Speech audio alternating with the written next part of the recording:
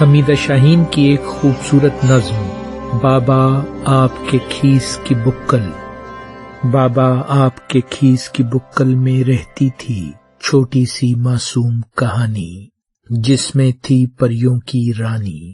ایک سنہرا محل تھا جس میں سرخ گلابوں کے بستر پر رانی میٹھی نیندیں سوتی، چار کنیزیں پنکھا جھلتی، اونچے لمبے حبشی محل کا پہرا دیتے۔ بابا آپ کے تکیے میں تھی آپ کی خوشبو، جس میں اپنی ناک گھسائے ننھی سی پریوں کی رانی خواب نگر کے باغیچوں میں گھوما کرتی، سترنگی تتلی کے پیچھے دوڑا کرتی۔